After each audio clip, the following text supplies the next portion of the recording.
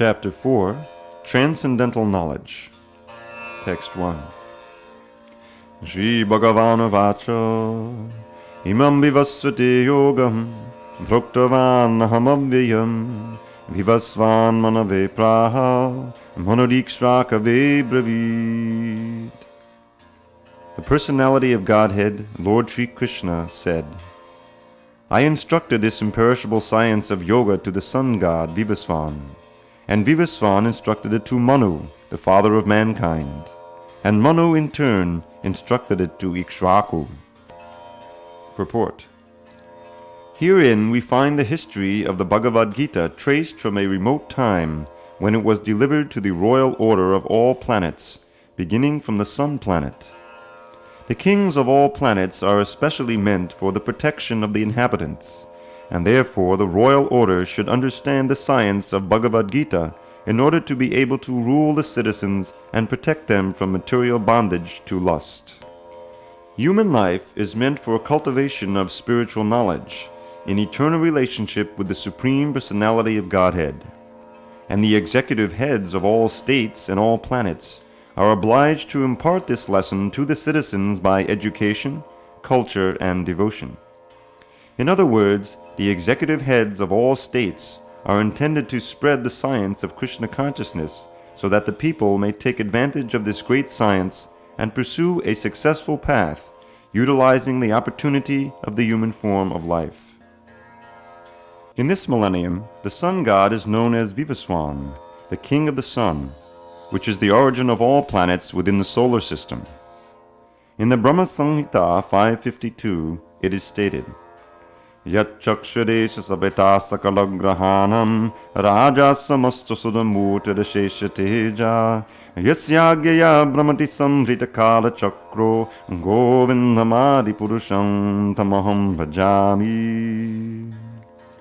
Let me worship, Lord Brahma said, the Supreme Personality of Godhead, Govinda, Krishna, who is the original person, and under whose order the sun, which is the king of all planets, is assuming immense power and heat.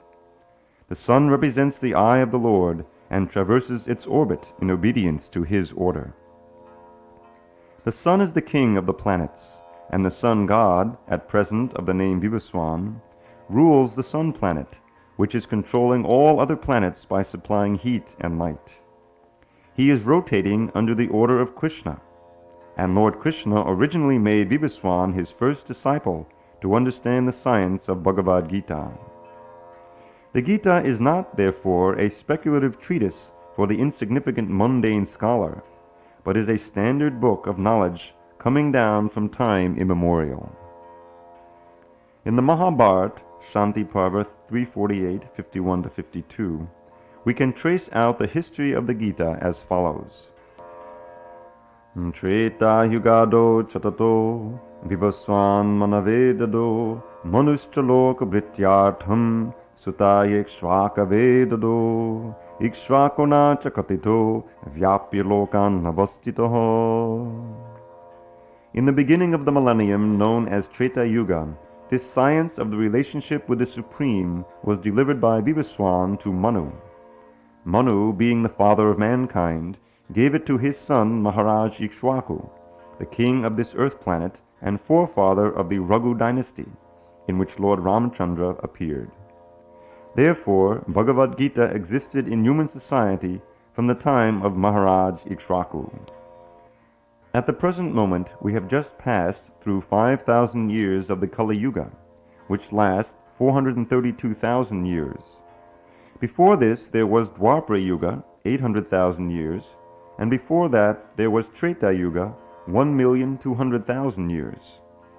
Thus, some 2,005,000 years ago, Manu spoke the Bhagavad Gita to his disciple and son, Maharaj Ikshvaku, the king of this planet Earth. The age of the current Manu is calculated to last some 305,300,000 years, of which 120,400,000 have passed. Accepting that before the birth of Manu the Gita was spoken by the Lord to his disciple, the sun god Vivasvan, a rough estimate is that the Gita was spoken at least 120,400,000 years ago, and in human society it has been extant for 2 million years. It was respoken by the Lord again to Arjuna about 5,000 years ago. That is the rough estimate of the history of the Gita according to the Gita itself and according to the version of the speaker, Lord Sri Krishna. It was spoken to the sun god Vivasvan because he is also a Kshatriya and is the father of all Kshatriyas who are descendants of the sun god or the Surya Vangsha Kshatriyas. Because Bhagavad Gita is as good as the Vedas, being spoken by the Supreme Personality of Godhead, this knowledge is aparushaya, superhuman. Since the Vedic instructions are accepted as they are, without human interpretation, the Gita must therefore be accepted without mundane interpretation. The mundane wranglers may speculate on the Gita in their own ways, but that is not Bhagavad Gita as it is. Therefore, Bhagavad Gita has to be accepted as it is from the disciplic succession, and it is described herein that the Lord spoke to the sun god spoke to his son Manu, and Manu spoke to his son Ikshvaku. Text 2. Evam parambara praptam imam rajasayo vidu asakale neha mahata yogo nashta parantapa. This supreme science was thus received through the chain of disciplic succession, and the saintly kings understood it in that way. But in course of time the succession was broken, and therefore the science as it is appears to be lost. Purport. It is clearly stated that the Gita was especially meant for the saintly kings because they were to execute its purpose in ruling over the citizens. Certainly Bhagavad Gita was never meant for the demonic persons who would dissipate its value for no one's benefit and would devise all types of interpretations according to personal whims. As soon as the original purpose was scattered by the motives of the unscrupulous commentators, there arose the need to re-establish the disciplic succession.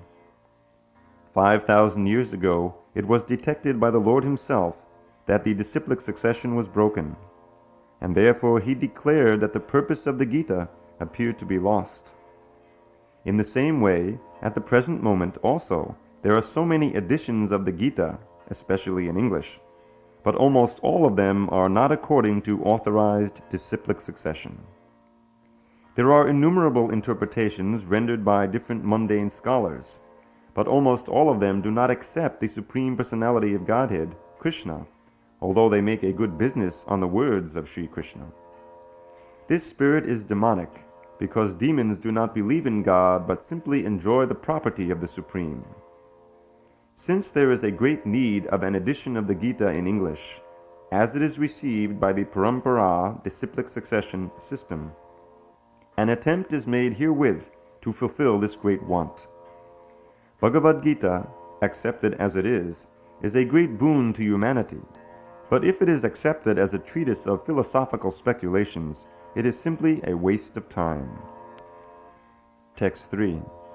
Sahevayam mayateja yoga prokta puratana bhaktosime sakacheti rahasyam yetaruttamam. That very ancient science of the relationship with the Supreme is today told by me to you, because you are my devotee as well as my friend, and can therefore understand the transcendental mystery of this science. Purport. There are two classes of men, namely the devotee and the demon.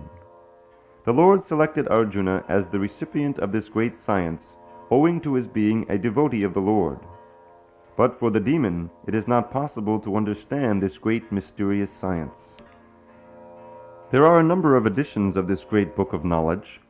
Some of them have commentaries by the devotees, and some of them have commentaries by the demons. Commentation by the devotees is real, whereas that of the demons is useless.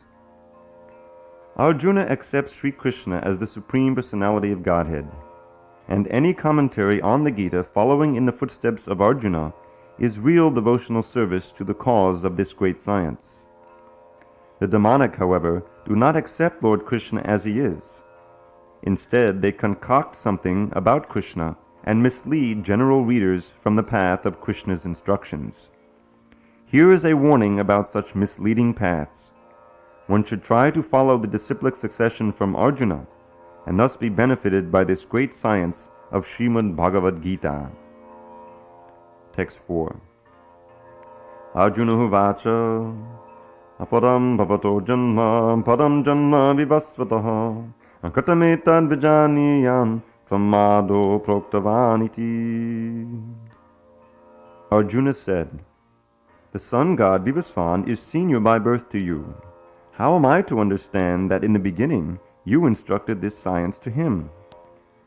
Purport.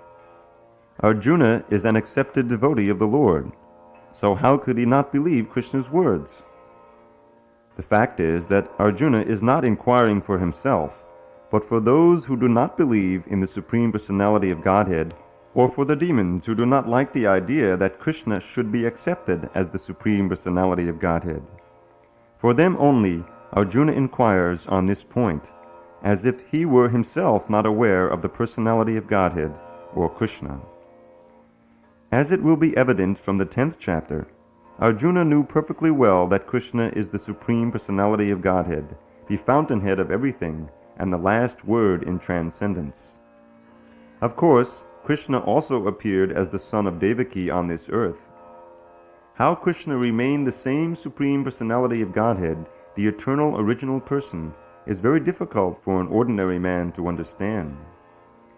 Therefore, to clarify this point, Arjuna put this question before Krishna so that he himself could speak authoritatively. That Krishna is the supreme authority is accepted by the whole world, not only at present, but from time immemorial, and the demons alone reject him. Anyway, since Krishna is the authority accepted by all, Arjuna put this question before him in order that Krishna would describe himself without being depicted by the demons, who always try to distort him in a way understandable to the demons and their followers. It is necessary that everyone, for his own interest, know the science of Krishna. Therefore, when Krishna himself speaks about himself, it is auspicious for all the worlds. To the demons, such explanations by Krishna himself may appear to be strange, because the demons always study Krishna from their own standpoint. But those who are devotees heartily welcome the statements of Krishna when they are spoken by Krishna himself. The devotees will always worship such authoritative statements of Krishna, because they are always eager to know more and more about him. The atheists, who consider Krishna an ordinary man, may in this way come to know that Krishna is superhuman, that he is Satchidananda Vigraha, the eternal form of bliss and knowledge, that he is transcendental, and that he is above the domination of the modes of material nature and above the influence of time and space. A devotee of Krishna, like Arjuna, is undoubtedly above any misunderstanding of the transcendental position of Krishna.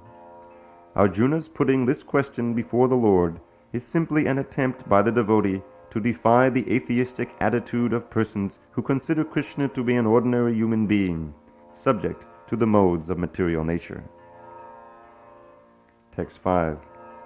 Shri Bhagavan Vacha Bahuni me vatitani janmani tavacharjuna tanyaham veda sarvani natvam veta parantapo. The Personality of Godhead said, many, many births both you and I have passed. I can remember all of them, but you cannot, O subduer of the enemy. Purport. In the Brahma Samhita 5.33, we have information of many, many incarnations of the Lord. It is stated there, Advaitam achyutam anadam anantarupam adyam purana purusham navayovanam cha Vedeshu durlabham adurlabham atma bhakto govindamadi purusham tamaham bhajami. I worship the Supreme Personality of Godhead, Govinda, Krishna, who is the original person, absolute, infallible, without beginning. Although expanded into unlimited forms, he is still the same original, the oldest, and the person always appearing as a fresh youth. Such eternal, blissful, all-knowing forms of the Lord are usually misunderstood by the best Vedic scholars, but they are always manifest to pure, unalloyed devotees. It is also stated in Brahma Samhita 539, Rama dimudishakala niyamena tishtan nanavataram akarod bhuvaneshu kintu Krishnak swayam samabhavat paramak pumanyo govindamadi purusham tamaham bhajami. I worship the Supreme Personality of Godhead, Govinda, Krishna, who was always situated in various incarnations such as Rama, Nrsimha, and many sub-incarnations as well, but who is the original personality of Godhead known as Krishna, and who incarnates personally also. In the Vedas also it is said that the Lord, although one without a second, manifests himself in innumerable forms. He is like the Vaidurya stone, which changes color yet still remains one. All those multiforms are understood by the pure unalloyed devotees, but not by a simple study of the Vedas. Vedeshu durlabham adurlabham atma bhakto. Devotees like Arjuna are constant companions of the Lord, and whenever the Lord incarnates, the associate devotees also incarnate in order to serve the Lord in different capacities. Arjuna is one of these devotees, and in this verse it is understood that some millions of years ago, when Lord Krishna spoke the Bhagavad Gita to the sun god Vivaswan, Arjuna, in a different capacity, was also present. But the difference between the Lord and Arjuna is that the Lord remembered the incident, whereas Arjuna could not remember. That is the difference between the part and parcel living entity and the Supreme Lord. Although Arjuna is addressed herein as the mighty hero who could subdue the enemies, he is unable to recall what had happened in his various past births. Therefore, a living entity, however great he may be in the material estimation, can never equal the Supreme Lord. Anyone who is a constant companion of the Lord is certainly a liberated person, but he cannot be equal to the Lord. The Lord is described in the Brahma Samhita as infallible, achyuta, which means that he never forgets himself, even though he is in material contact. Therefore, the Lord and the living entity can never be equal in all respects, even if the living entity is as liberated as Arjuna. Although Arjuna is a devotee of the Lord, he sometimes forgets the nature of the Lord. But by the divine grace, a devotee can at once understand the infallible condition of the Lord, whereas a non-devotee or a demon cannot understand this transcendental nature. Consequently, these descriptions in the Gita cannot be understood by demonic brains. Krishna remembered acts which were performed by him millions of years before, but Arjuna could not, despite the fact that both Krishna and Arjuna are eternal in nature. We may also note herein that a living entity forgets everything due to his change of body, but the Lord remembers because he does not change his Satchidananda body. He is Advaita, which means there is no distinction between his body and himself. Everything in relation to him is spirit, whereas the conditioned soul is different from his material body. And because the Lord's body and self are identical, his position is always different from that of the ordinary living entity, even when he descends to the material platform. The demons cannot adjust themselves to this transcendental nature of the Lord, which the Lord himself explains in the following verse. Text 6. Ajopi san abhyatma bhutanam isharopi san bhakatin swam adhishtaya sambhavamyatma mayaya. Although I am unborn, and my transcendental body never deteriorates, and although I am the Lord of all living entities, I still appear in every millennium in my original transcendental form. Purport. The Lord has spoken about the peculiarity of his birth. Although he may appear like an ordinary person, he remembers everything of his many, many past births, whereas a common man cannot remember what he has done even a few hours before. If someone is asked what he did exactly at the same time one day earlier, it would be very difficult for a common man to answer immediately. He would surely have to dredge his memory to recall what he was doing exactly at the same time one day before. and yet men often dare to claim to be God or Krishna. One should not be misled by such meaningless claims. Then again, the Lord explains his prakriti or his form. Prakriti means nature as well as sarup or one's own form. The Lord says that he appears in his own body. He does not change his body as the common living entity changes from one body to another. The conditioned soul may have one kind of body in the present birth, but he has a different body in the next birth. In the material world, the living entity has no fixed body, but transmigrates from one body to another. The Lord, however, does not do so. Whenever he appears, he does so in the same original body by his internal potency. In other words, Krishna appears in this material world in his original eternal form, with two hands holding a flute. He appears exactly in his eternal body, uncontaminated by this material world. Although he appears in the same transcendental body and is Lord of the universe, it still appears that he takes his birth like an ordinary living entity. And although his body does not deteriorate like a material body, it still appears that Lord Krishna grows from childhood to boyhood and from boyhood to youth. But, astonishingly enough, he never ages beyond youth. At the time of the Battle of Kurukshetra, he had many grandchildren at home. Or, in other words, he had sufficiently aged by material calculations. Still, he looked just like a young man 20 or 25 years old. We never see a picture of Krishna in old age because he never grows old like us, although he is the oldest person in the whole creation, past, present, and future. Neither his body nor his intelligence ever deteriorates or changes. Therefore, it is clear that in spite of his being in the material world, he is the same unborn, eternal form of bliss and knowledge, changeless in his transcendental body and intelligence. Factually, his appearance and disappearance are like the sun's rising, moving before us, and then disappearing from our eyesight. When the sun is out of sight, we think that the sun is set. And when the sun is before our eyes, we think that the sun is on the horizon.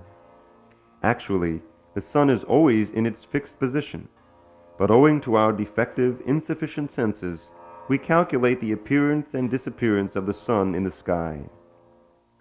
And because Lord Krishna's appearance and disappearance are completely different from that of any ordinary common living entity, it is evident that he is eternal, blissful knowledge by his internal potency, and he is never contaminated by material nature.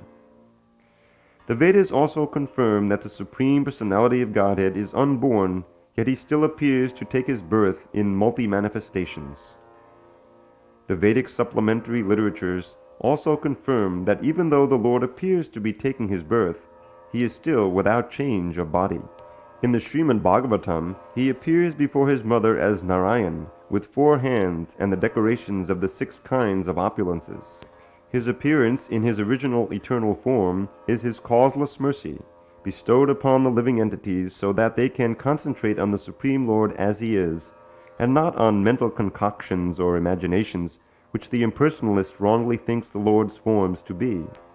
The word Maya, or Atma Maya, refers to the Lord's causeless mercy, according to the Vishvakosh dictionary. The Lord is conscious of all of his previous appearances and disappearances, but a common living entity forgets everything about his past body as soon as he gets another body. Krishna is the Lord of all living entities because he performs wonderful and superhuman activities while he is on this earth. Therefore, the Lord is always the same absolute truth and without differentiation between his form and self, or between his quality and body. A question may now be raised as to why the Lord appears and disappears in this world. This is explained in the next verse. Text 7. Yada yada hi dharmasya glanir bhavati bharata abhyuttanam dharmasya tadatmanam srijamyaham. Whenever and wherever there is a decline in religious practice, O descendant of Bharat, and a predominant rise of irreligion, at that time I descend myself. Purport. The word Srijami is significant herein. Srajami cannot be used in the sense of creation, because, according to the previous verse, there is no creation of the Lord's form or body, since all of the forms are eternally existent. Therefore, Srajami means that the Lord manifests himself as he is. Although the Lord appears on schedule, namely at the end of the Dwapara Yuga of the 28th millennium of the 7th Manu in one day of Brahma, he has no obligation to adhere to such rules and regulations, because he is completely free to act in many ways at his will. He therefore appears by his own will whenever there is a predominance of irreligiosity and a disappearance of true religion. Principles of religion are laid down in the Vedas, and any discrepancy in the matter of properly executing the rules of the Vedas makes one irreligious. In the Bhagavatam, it is stated that such principles are the laws of the Lord. Only the Lord can manufacture a system of religion. The Vedas are also accepted as originally spoken by the Lord himself to Brahma from within his heart. Therefore, the principles of Dharma, or religion, are the direct orders of the Supreme Personality of Godhead. Dharmam tu sakshad bhagavat pranitam. These principles are clearly indicated throughout the Bhagavad Gita. The purpose of the Vedas is to establish such principles under the order of the Supreme Lord, and the Lord directly orders at the end of the Gita that the highest principle of religion is to surrender unto him only and nothing more. The Vedic principles push one toward complete surrender unto him, and whenever such principles are disturbed by the demoniac, the Lord appears. From the Srimad Bhagavatam, we understand that Lord Buddha is the incarnation of Krishna, who appeared when materialism was rampant and materialists were using the pretext of the authority of the Vedas. Although in the Vedas there are certain restrictive rules and regulations regarding animal sacrifice for particular purposes, people of demoniac tendencies still took animal sacrifice without reference to the Vedic principles. Lord Buddha appeared to stop this nonsense and to establish the Vedic principles of non-violence. Therefore, each and every avatar or incarnation of the Lord has a particular mission, and they are all described in the revealed scriptures. No one should be accepted as an avatar unless he is referred to by scriptures. It is not a fact that the Lord appears only on Indian soil. He can manifest himself anywhere and everywhere, and whenever he desires to appear. In each and every incarnation, he speaks as much about religion as can be understood by the particular people under their particular circumstances. But the mission is the same, to lead people to God consciousness and obedience to the principles of religion.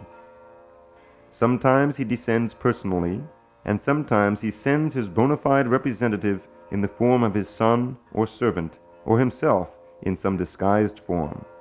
The principles of the Bhagavad Gita were spoken to Arjuna, and for that matter to other highly elevated persons, because he was highly advanced compared to ordinary persons in other parts of the world.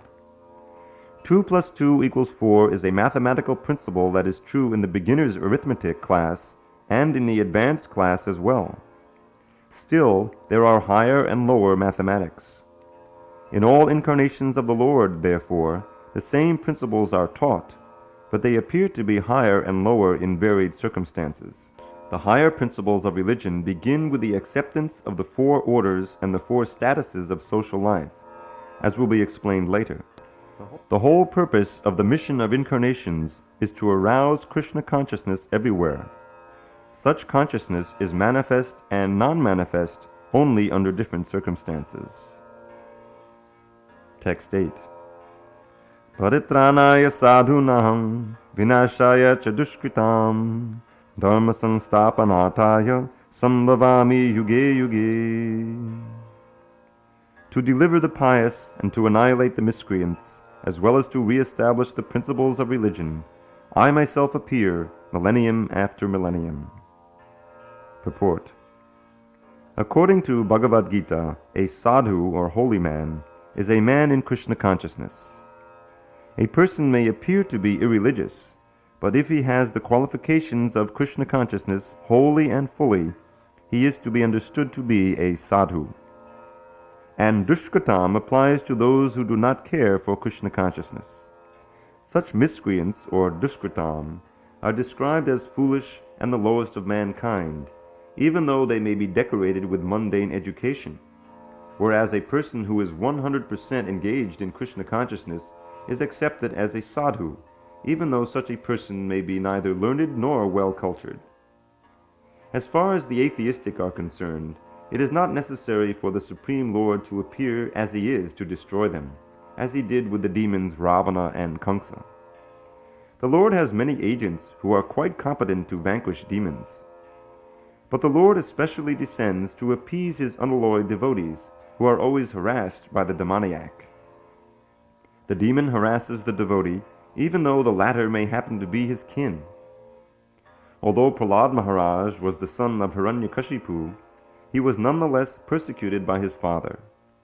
Although Devaki, the mother of Krishna, was the sister of Kamsa, she and her husband Vasudeva were persecuted only because Krishna was to be born of them. So Lord Krishna appeared primarily to deliver Devaki rather than to kill Kamsa, but both were performed simultaneously. Therefore it is said here that to deliver the devotee and vanquish the demon miscreants, the Lord appears in different incarnations. In the Chaitanya Charitamrita of Krishnadas Kaviraj, the following verses, Madhya Lila 20, 263-264, summarize these principles of incarnation. Srishti hetu ye murti prapanche avatare, se Ishwar murti avatara nama dhare, mayatita paravyome sabara avastan, vishwe avatari dhare avatar nam. The avatar or incarnation of Godhead descends from the kingdom of God for material manifestation, and the particular form of the personality of Godhead who so descends is called an incarnation or avatar. Such incarnations are situated in the spiritual world, the kingdom of God. When they descend to the material creation, they assume the name avatar. There are various kinds of avatars, such as Purusha avatars, Guna avatars, Leela avatars, Shakyavesh avatars, Manvantara avatars, and Yuga avatars, all appearing on schedule all over the universe. But Lord Krishna is the primeval Lord, the fountainhead of all avatars. Lord Sri Krishna descends for the specific purpose of mitigating the anxieties of the pure devotees, who are very anxious to see him in his original Vrindavan pastimes. Therefore, the prime purpose of the Krishna avatar is to satisfy his unalloyed devotees. The Lord says that he incarnates himself in every millennium. This indicates that he incarnates also in the age of Kali. As stated in the Srimad Bhagavatam, the incarnation in the age of Kali is Lord Chaitanya Mahaprabhu, who spread the worship of Krishna by the Sankirtan movement, congregational chanting of the holy names, and spread Krishna consciousness throughout India. He predicted that this culture of Sankirtan would be broadcast all over the world, from town to town and village to village. Lord Chaitanya, as the incarnation of Krishna, the personality of Godhead, is described secretly but not directly in the confidential parts of the revealed scriptures, such as the Upanishads, Mahabharata, and Bhagavatam. The devotees of Lord Krishna are very much attracted by the Sankirtan movement of Lord Chaitanya. This avatar of the Lord does not kill the miscreants, but delivers them by his causeless mercy. Text 9. Janma karma cha me divyam evam hyo veti tattvataha jaktva deham punar janma naiti mameti sojuna. One who knows the transcendental nature of my appearance and activities does not, upon leaving the body, take his birth again in this material world, but attains my eternal abode, O Arjuna. Purport. The Lord's descent from his transcendental abode is already explained in the 6th verse. One who can understand the truth of the appearance of the personality of Godhead is already liberated from material bondage, and therefore he returns to the kingdom of God immediately after quitting his present material body. Such liberation of the living entity from material bondage is not at all easy. The impersonalists and the yogis attain liberation only after much trouble and many births. Even then, the liberation they achieve merging into the impersonal Brahmajyoti of the Lord, is only partial, and there is the risk of returning to this material world.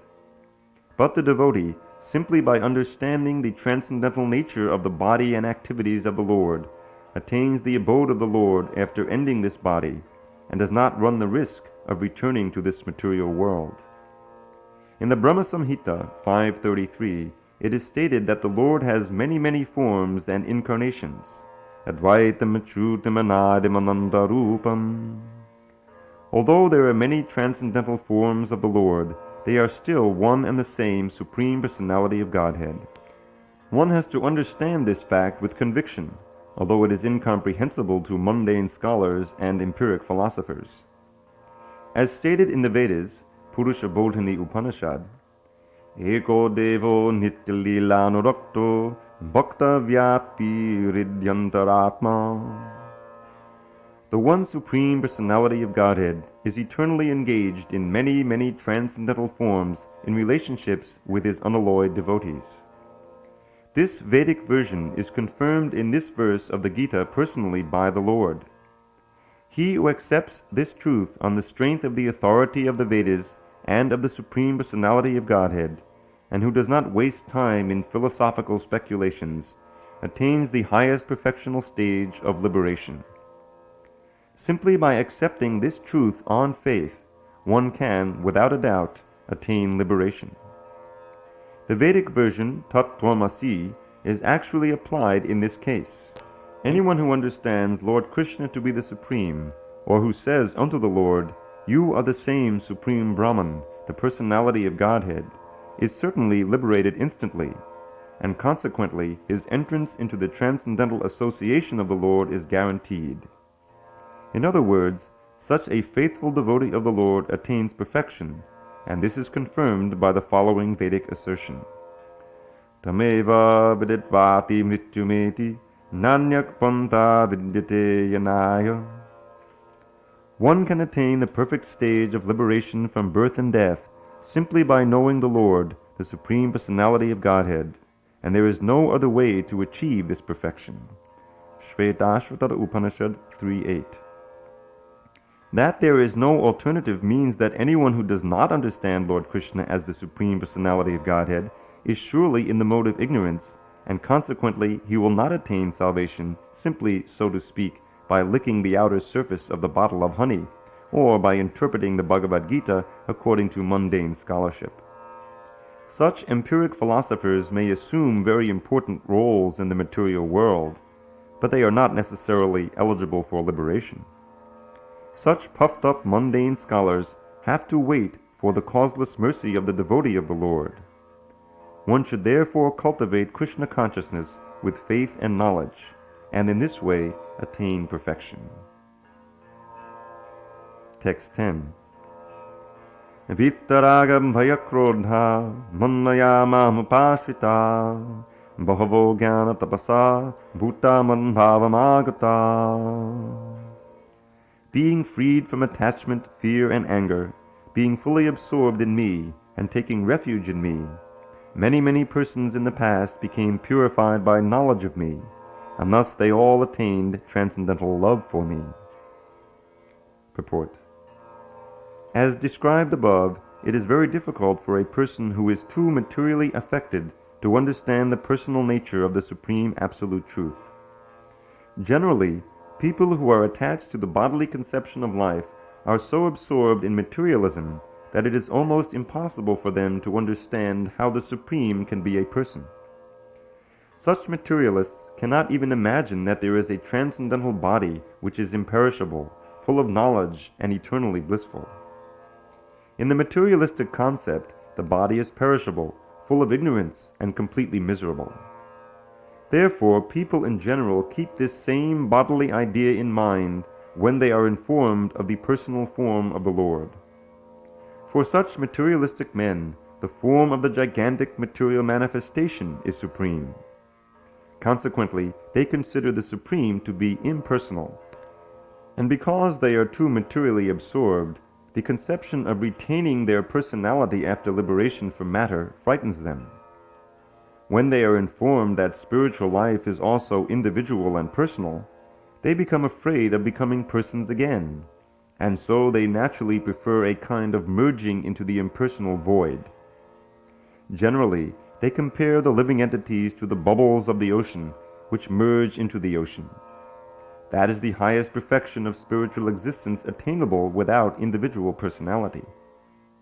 This is a kind of fearful stage of life, devoid of perfect knowledge of spiritual existence. Furthermore, there are many persons who cannot understand spiritual existence at all. Being embarrassed by so many theories and by contradictions of various types of philosophical speculation, they become disgusted or angry and foolishly conclude that there is no supreme cause and that everything is ultimately void. Such people are in a diseased condition of life. Some people are too materially attached and therefore do not give attention to spiritual life. Some of them want to merge into the supreme spiritual cause, and some of them disbelieve in everything, being angry at all sorts of spiritual speculation out of hopelessness. This last class of men take to the shelter of some kind of intoxication, and their affective hallucinations are sometimes accepted as spiritual vision. One has to get rid of all three stages of attachment to the material world: negligence of spiritual life, fear of a spiritual personal identity, and the conception of void that arises from frustration in life. To get free from these three stages of the material concept of life, one has to take complete shelter of the Lord, guided by the bona fide spiritual master, and follow the disciplines and regulative principles of devotional life. The last stage of the devotional life is called bhava, or transcendental love of Godhead. According to Bhaktivedanta Sindhu 1:4-15-16, the science of devotional service, Ado Shuddha Tataksaro Sango Tabajanakriya Tato Nat Nivrittisya Tato Nishta Ruchistata Ata Saktis Tato Bhavas Tatak Prema Bhudanchati Sadhakanam Ayam Premna Bhradum Bhavet Bhavikrama. In the beginning, one must have a preliminary desire for self-realization. This will bring one to the stage of trying to associate with persons who are spiritually elevated. In the next stage, one becomes initiated by an elevated spiritual master, and under his instruction, the neophyte devotee begins the process of devotional service. By execution of devotional service under the guidance of the spiritual master, one becomes free from all material attachment, attains steadiness in self-realization, and acquires a taste for hearing about the absolute personality of Godhead, Sri Krishna. This taste leads one further toward attachment for Krishna consciousness, which is matured in bhava, or the preliminary stage of transcendental love of God. Real love for God is called prema, the highest perfectional stage of life. In the prema stage, there is constant engagement in the transcendental loving service of the Lord. So, by the slow process of devotional service, under the guidance of the bona fide spiritual master, one can attain the highest stage, being freed from all material attachment, from the fearfulness of one's individual spiritual personality, and from the frustrations that result in void philosophy. Then one can ultimately attain to the abode of the Supreme Lord. Text 11. Ye yata mam papadyanti tanstataiva bhajamyaham mama vartma navartanti manushyak parta sarvashaham. As all surrender unto me, I reward them accordingly. Everyone follows my path in all respects, O son of Pritha. Purport. Everyone is searching for Krishna in the different aspects of his manifestations. Krishna, the Supreme Personality of Godhead, is partially realized in his impersonal Brahmajyoti effulgence and as the all-pervading Supersoul dwelling within everything, including the particles of atoms. But Krishna is fully realized only by his pure devotees. Consequently, Krishna is the object of everyone's realization, and thus anyone and everyone is satisfied according to one's desire to have him. In the transcendental world also, Krishna reciprocates with his pure devotees in the transcendental attitude, just as the devotee wants him. One devotee may want Krishna as Supreme Master, another as his personal friend, another as his son, and still another as his lover. Krishna rewards all the devotees equally according to their different intensities of love for him. In the material world, the same reciprocations of feelings are there, and they are equally exchanged by the Lord with the different types of worshippers. The pure devotees both here and in the transcendental abode associate with him in person, and are able to render personal service to the Lord, and thus derive transcendental bliss in his loving service. As for those who are impersonalists, and who want to commit spiritual suicide by annihilating the individual existence of the living entity, Krishna helps also by absorbing them into his effulgence. Such impersonalists do not agree to accept the eternal, blissful personality of Godhead. Consequently, they cannot relish the bliss of transcendental personal service to the Lord, having extinguished their individuality. Some of them, who are not firmly situated even in the impersonal existence, return to this material field to exhibit their dormant desires for activities.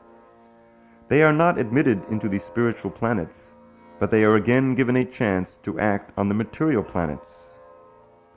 For those who are fruitive workers, the Lord awards the desired results of their prescribed duties, as the Yogeshwar. And those who are yogis seeking mystic powers are awarded such powers. In other words, everyone is dependent for success upon his mercy alone, and all kinds of spiritual processes are but different degrees of success on the same path.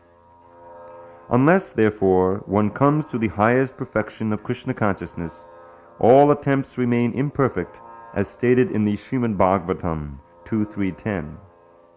Akama sarva kamo va moksha kama hudaradi tivrena bhakti yogena yajeta purusham param.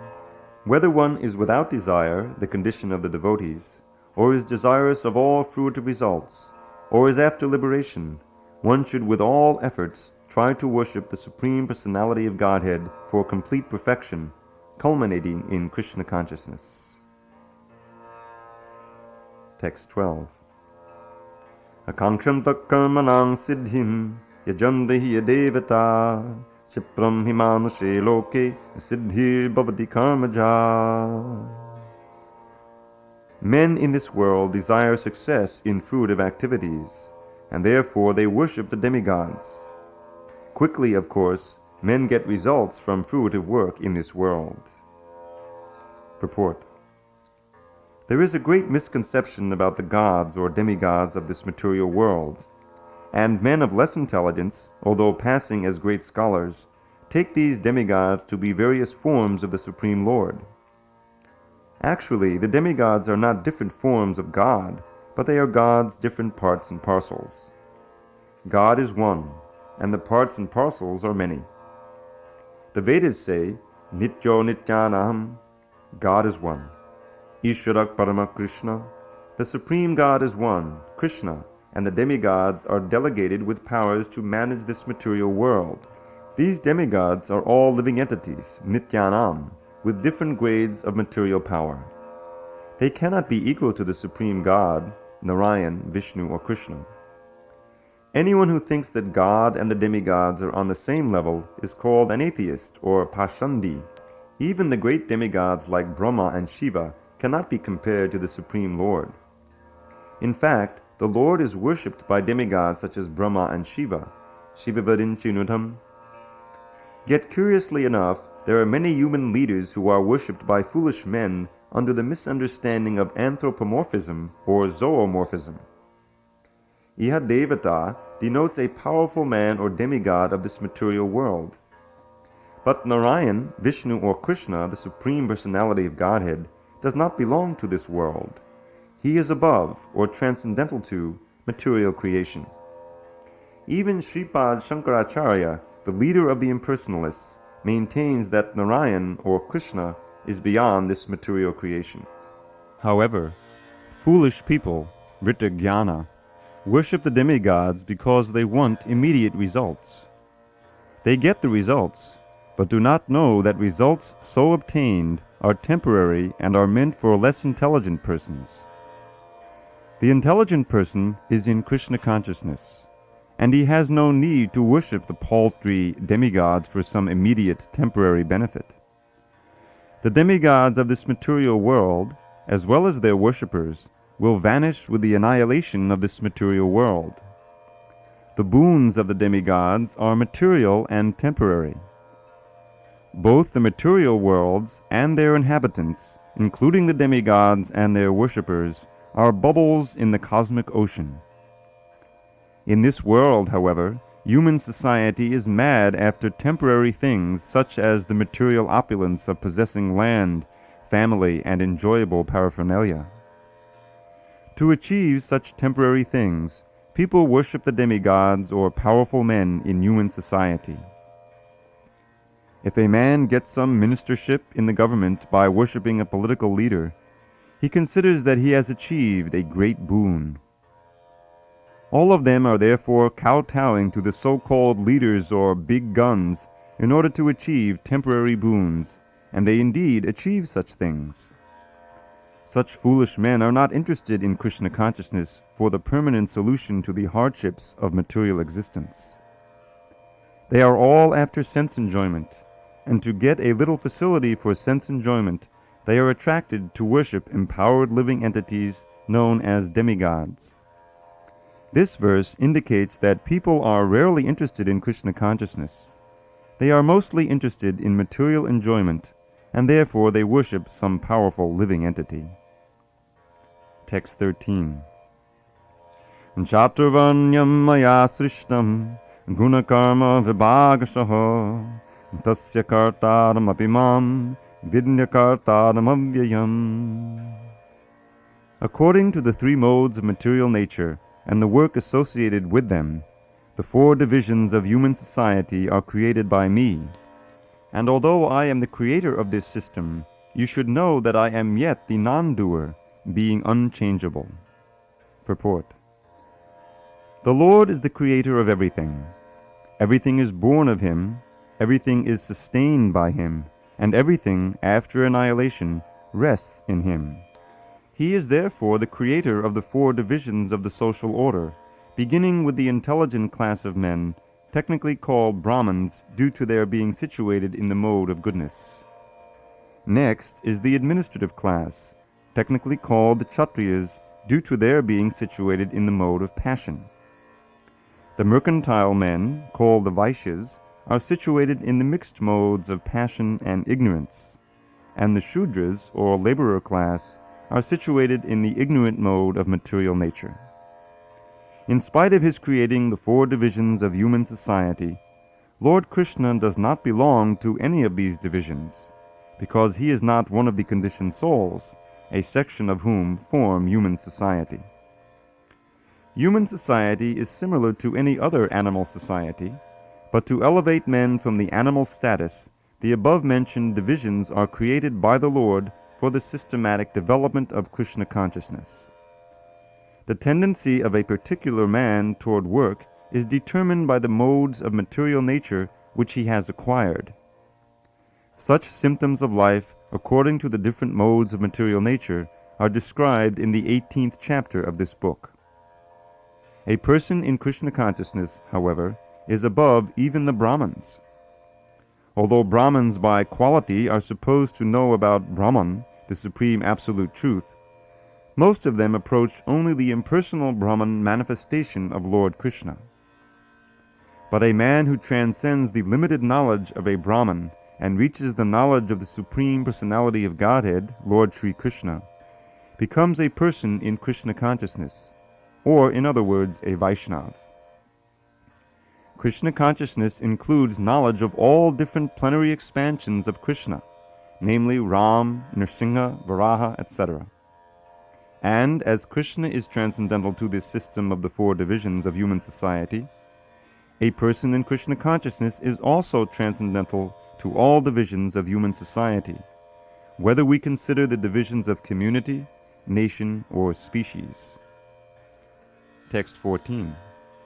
Namam karmani limpanti, name karma palespriha, iti mang yo bijanati, karma vir nasabadhyate. There is no work that affects me. nor do I aspire for the fruits of action. One who understands this truth about me also does not become entangled in the fruitive reactions of work. Purport.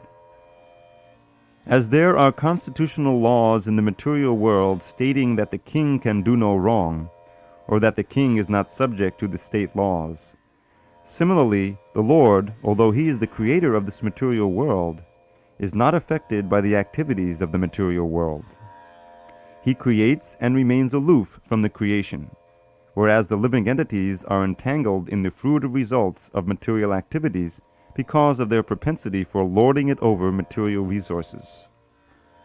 The proprietor of an establishment is not responsible for the right and wrong activities of the workers, but the workers are themselves responsible. The living entities are engaged in their respective activities of sense gratification, and these activities are not ordained by the Lord. For advancement of sense gratification, the living entities are engaged in the work of this world, and they aspire to heavenly happiness after death. The Lord, being full in Himself, has no attraction for so-called heavenly happiness. The heavenly demigods are only His engaged servants. The proprietor never desires the low-grade happiness such as the workers may desire. He is aloof from the material actions and reactions.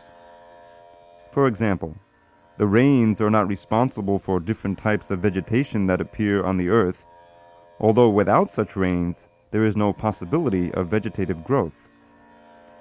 Vedic Smriti confirms this fact as follows.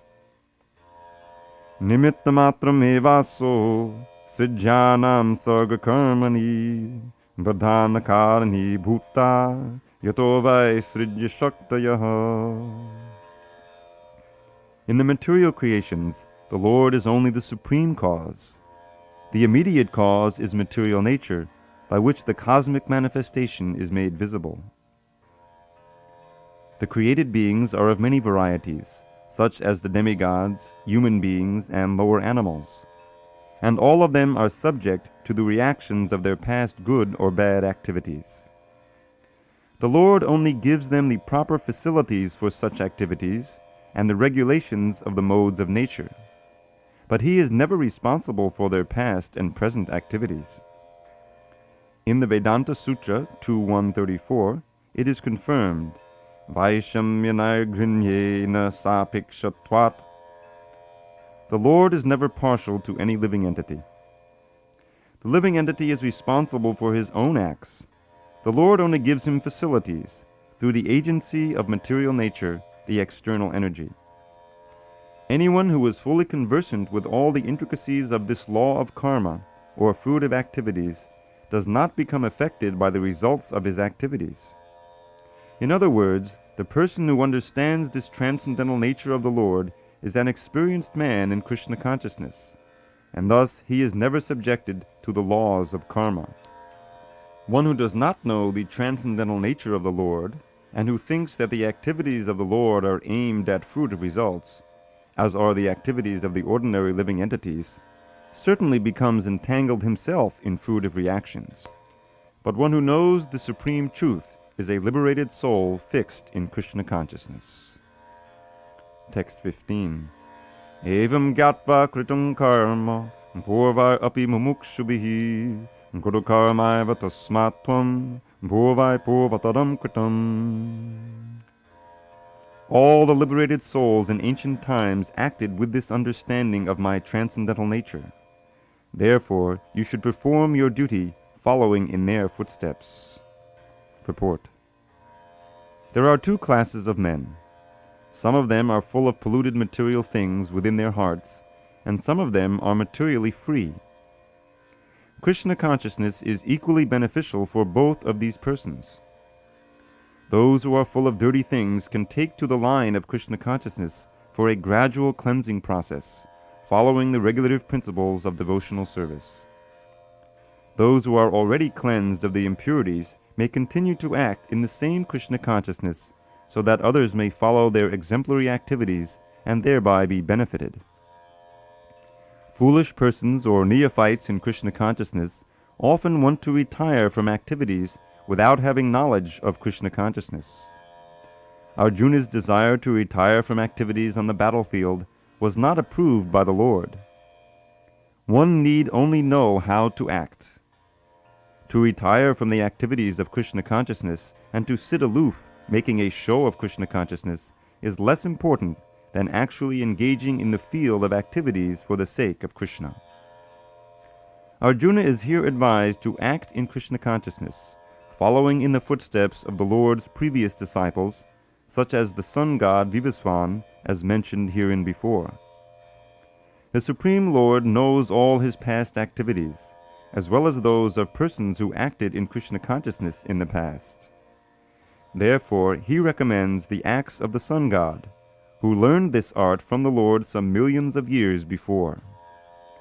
All such students of Lord Krishna are mentioned here as past liberated persons engaged in the discharge of duties allotted by Krishna.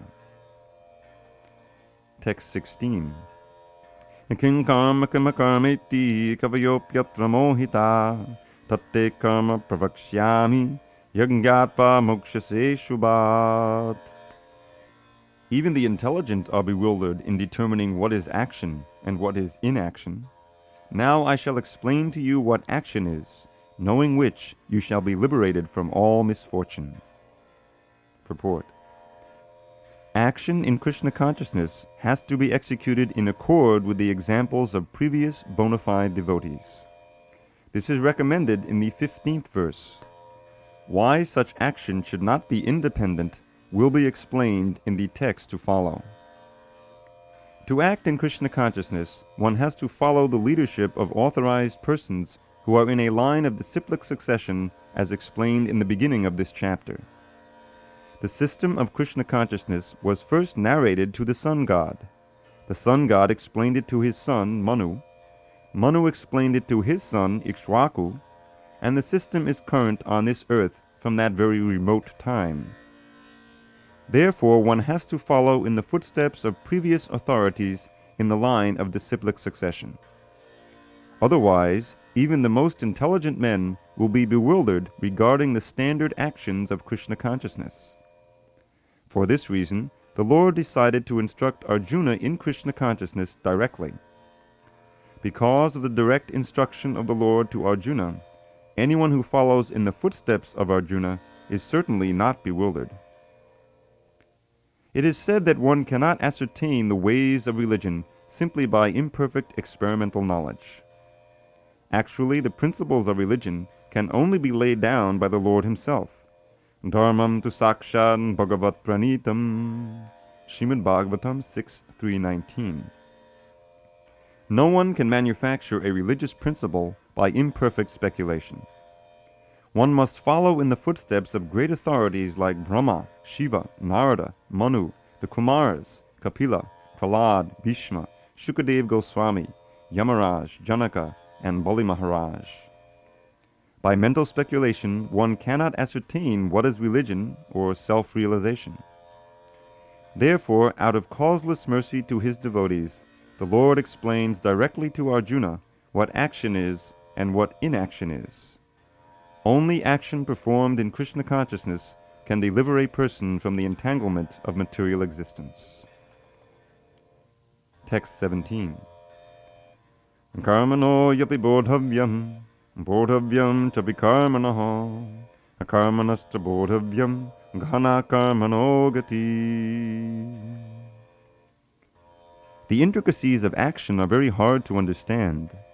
Therefore, one should know properly what action is, what forbidden action is, and what inaction is. Purport. If one is serious about liberation from material bondage, one has to understand the distinctions between action, inaction, and unauthorized actions. One has to apply oneself to such an analysis of action, reaction, and perverted actions because it is a very difficult subject matter. To understand Krishna consciousness and action according to its modes, one has to learn one's relationship with the Supreme. That is, one who has learned perfectly knows that every living entity is an eternal servitor of the Lord and that consequently one has to act in Krishna consciousness.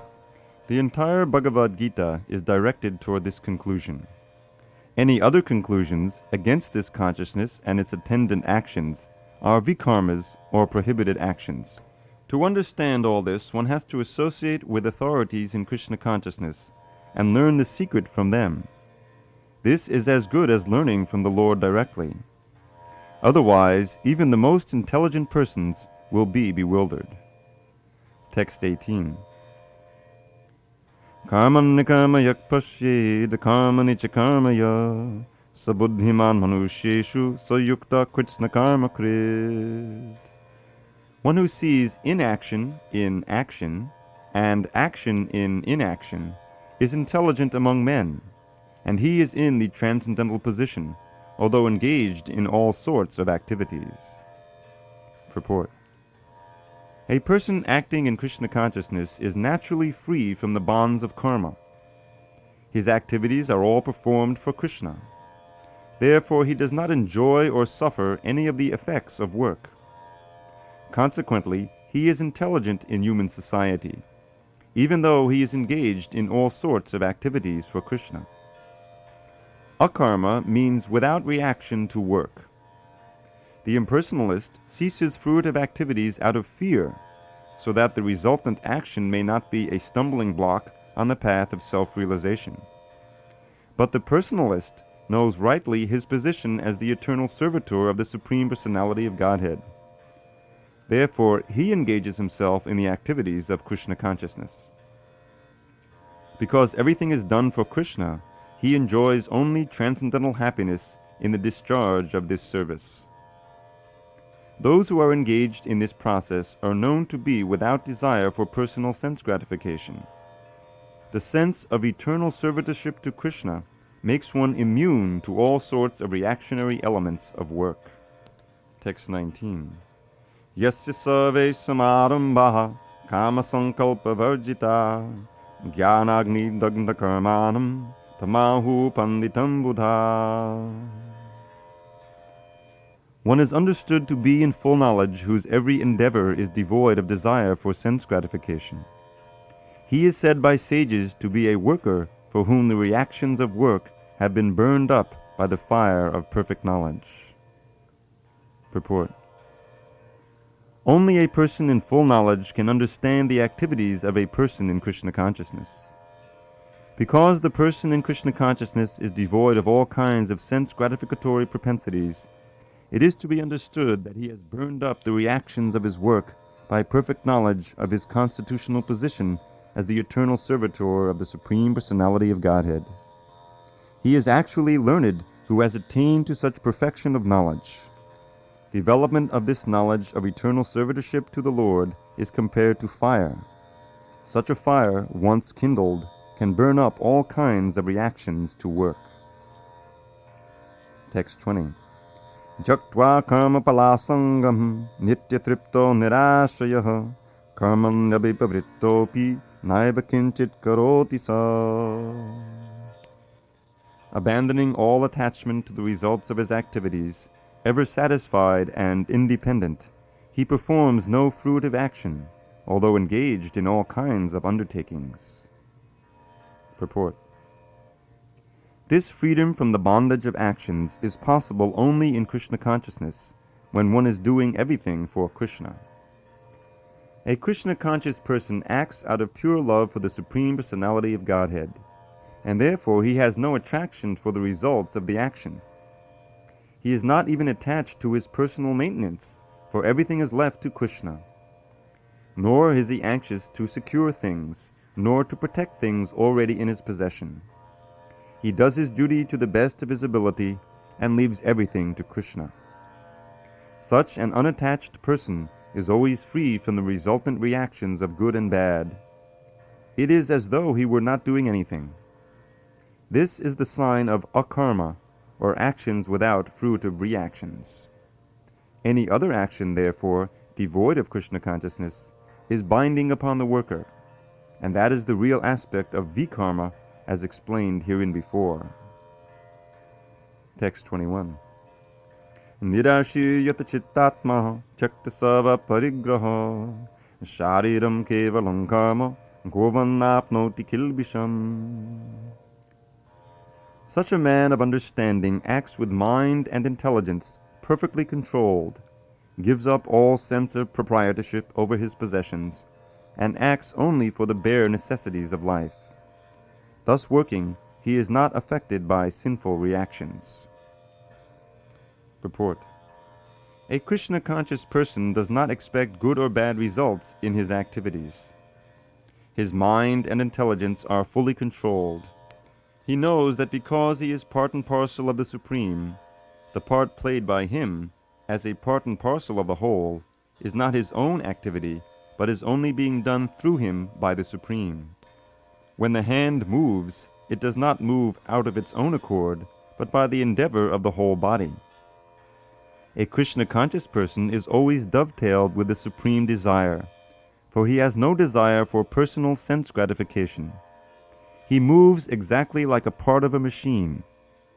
As the machine part requires oiling and cleaning for maintenance, so a Krishna-conscious man maintains himself by his work, just to remain fit for action in the transcendental loving service of the Lord. He is therefore immune to all the reactions of his endeavors. Like an animal, he has no proprietorship even over his own body. A cruel proprietor of an animal sometimes kills the animal in his possession, yet the animal does not protest. Nor does it have any real independence. A Krishna-conscious person, fully engaged in self-realization, has very little time to falsely possess any material object. For maintaining body and soul, he does not require unfair means of accumulating money. He does not, therefore, become contaminated by such material sins. He is free from all reactions to his actions. Text 22. Yadricchalabha santushto dvandvatito vimatsaraha samaksidhava siddhocha kritvapi nanibadyate. He who is satisfied with gain which comes of its own accord, who is free from duality and does not envy, who is steady in both success and failure, is never entangled, although performing actions. Purport. A Krishna-conscious person does not make much endeavor even to maintain his body. He is satisfied with gains which are obtained of their own accord. He neither begs nor borrows, but he labors honestly as far as is in his power, and is satisfied with whatever is obtained by his own honest labor. He is therefore independent in his livelihood. He does not allow anyone's service to hamper his own service in Krishna consciousness. However, for the service of the Lord, he can participate in any kind of action without being disturbed by the duality of the material world. The duality of the material world is felt in terms of heat and cold, or misery and happiness. A Krishna-conscious person is above duality because he does not hesitate to act in any way for the satisfaction of Krishna. Therefore, he is steady both in success and in failure. These signs are visible when one is fully in transcendental knowledge. Text 23. Agatasangasya muktasya jnanavastita cetasa yajnaya chadata karma samagram pravaliyate. The work of a man who is unattached to the modes of material nature and who is fully situated in transcendental knowledge merges entirely into transcendence. Purport. Becoming fully Krishna-conscious, one is freed from all dualities and thus is freed from the contaminations of the material modes.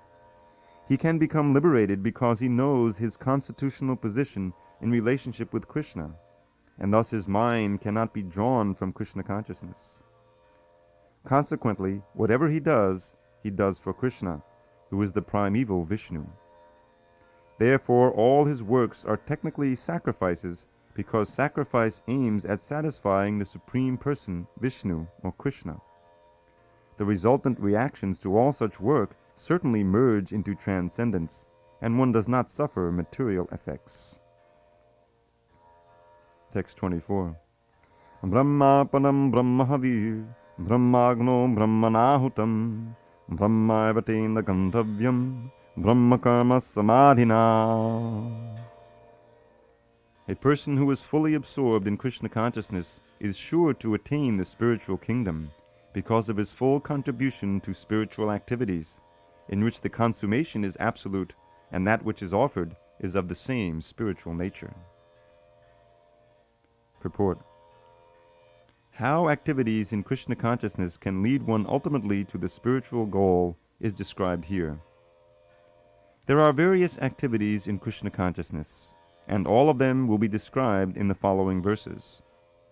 But for the present, just the principle of Krishna consciousness is described.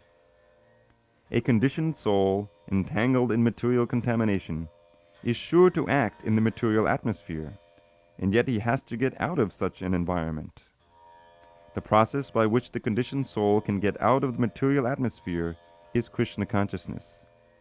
For example, a patient who is suffering from a disorder of the bowels due to overindulgence in milk products is cured by another milk product, namely curds. The materially absorbed conditioned soul can be cured by Krishna consciousness as set forth here in the Gita. This process is generally known as yajna, or activities, sacrifices, simply meant for the satisfaction of Vishnu or Krishna. The more the activities of the material world are performed in Krishna consciousness, or for Vishnu only, the more the atmosphere becomes spiritualized by complete absorption. The word Brahma, Brahman, means spiritual. The Lord is spiritual, and the rays of his transcendental body are called Brahma Jyoti, his spiritual effulgence. Everything that exists is situated in that Brahma Jyoti. But when the Jyoti is covered by illusion, Maya, or sense gratification, it is called material. This material veil can be removed at once by Krishna consciousness. Thus the offering for the sake of Krishna consciousness, the consuming agent of such an offering or contribution, the process of consumption, the contributor, and the result are, all combined together, Brahman, or the Absolute Truth. The Absolute Truth covered by Maya is called matter. Matter, dovetailed for the cause of the Absolute Truth, regains its spiritual quality. Krishna consciousness is the process of converting the illusory consciousness into Brahman, or the Supreme. When the mind is fully absorbed in Krishna consciousness, it is said to be in samadhi, or trance. Anything done in such transcendental consciousness is called yajna, or sacrifice for the Absolute. In that condition of spiritual consciousness, the contributor, the contribution, the consumption, the performer or leader of the performance, and the result or ultimate gain, everything becomes one in the Absolute, the Supreme Brahman. That is the method of Krishna consciousness. Text 25. Daivamevapare yagyam yoginak parhyupasate brahmagnavapare yagyam yajnaivopajuvati. Some yogis perfectly worship the demigods by offering different sacrifices to them, and some offer sacrifices in the fire of the Supreme Brahman. Purport. As described above, a person engaged in discharging duties in Krishna consciousness is also called a perfect yogi or a first-class mystic. But there are others also who perform similar sacrifices in the worship of demigods, and still others who sacrifice to the Supreme Brahman or the impersonal feature of the Supreme Lord. So there are different kinds of sacrifices in terms of different categories. Such different categories of sacrifice by different types of performers only superficially demark varieties of sacrifice. Factually, sacrifice means to satisfy the Supreme Lord, Vishnu, who is also known as yajna. All the different varieties of sacrifice can be placed within two primary divisions, namely, sacrifice of worldly possessions and sacrifice in pursuit of transcendental knowledge. Those who are in Krishna consciousness sacrifice all material possessions for the satisfaction of the Supreme Lord, while others, who want some temporary material happiness, sacrifice their material possessions to satisfy demigods such as Indra, the sun god, etc. And others, who are impersonalists, sacrifice their identity by merging into the existence of impersonal Brahman. The demigods are powerful living entities appointed by the Supreme Lord for the maintenance and supervision of all material functions, like the heating, watering, and lighting of the universe. Those who are interested in material benefits worship the demigods by various sacrifices according to the Vedic rituals. They are called Bhav-Ishvara-Vadi, or believers in many gods. But others, who worship the impersonal feature of the Absolute Truth and regard the forms of the demigods as temporary, sacrifice their individual selves in the supreme fire and thus end their individual existences by merging into the existence of the Supreme. Such impersonalists sacrifice their time in philosophical speculation to understand the transcendental nature of the Supreme. In other words, the fruitive workers sacrifice their material possessions for material enjoyment, whereas the impersonalist sacrifices his material designations with a view to merging into the existence of the Supreme. For the impersonalist, the fire altar of sacrifice is the Supreme Brahman, and the offering is the self being consumed by the fire of Brahman. The Krishna-conscious person, like Arjuna, however, sacrifices everything for the satisfaction of Krishna, and thus all his material possessions, as well as his own self, everything, is sacrificed for Krishna. Thus he is the first-class yogi, but he does not lose his individual existence. Text 26. Shrotraadinindriyanyanye sangyamagnishu juvati shabdadin vishayananya indriyagnishu juvati. Some, the unadulterated brahmacharis, sacrifice the hearing process and the senses in the fire of mental control, and others, the regulated householders, sacrifice the objects of the senses in the fire of the senses. Purport. The members of the four divisions of human life, namely the brahmachari, the grahastha, the vanaprastha, and the sannyasi, are all meant to become perfect yogis or transcendentalists. Since human life is not meant for our enjoying sense gratification like the animals, the four orders of human life are so arranged that one may become perfect in spiritual life. The brahmacharis, or students under the care of a bona fide spiritual master, control the mind by abstaining from sense gratification. A brahmachari hears only words concerning Krishna consciousness. Hearing is the basic principle for understanding, and therefore the pure brahmachari engages fully in Harir Namanakirtanam, chanting and hearing the glories of the Lord. He restrains himself from the vibrations of material sounds, and his hearing is engaged in the transcendental sound vibration of Hare Krishna, Hare Krishna. Similarly, the householders who have some license for sense gratification perform such acts with great restraint. Sex life, intoxication, and meat-eating are general tendencies of human society. But a regulated householder does not indulge in unrestricted sex life and other sense gratification. Marriage in the principles of religious life is therefore current in all civilized human society, because that is the way for restricted sex life. This restricted, unattached sex life is also a kind of yajna, because the restricted householder sacrifices his general tendency toward sense gratification for higher transcendental life. Text 27. Sarvanindriya karmani prana karmani chapare atma sangyama yogagno juvati jnana dipite. Others, who are interested in achieving self-realization through control of the mind and senses, offer the functions of all the senses and of the life breath as oblations into the fire of the controlled mind. Purport. The yoga system conceived by Patanjali is referred to herein. In the Yoga Sutra of Patanjali, the soul is called Pratyagatma and Paragatma. As long as the soul is attached to sense enjoyment, it is called Paragatma. But as soon as the same soul becomes detached from such sense enjoyment, it is called pratyag atma. The soul is subjected to the functions of 10 kinds of air at work within the body, and this is perceived through the breathing system.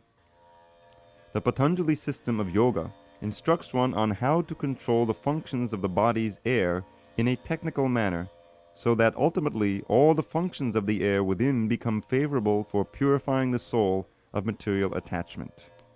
According to this yoga system, pratyagatma is the ultimate goal. This pratyagatma is withdrawn from activities in matter.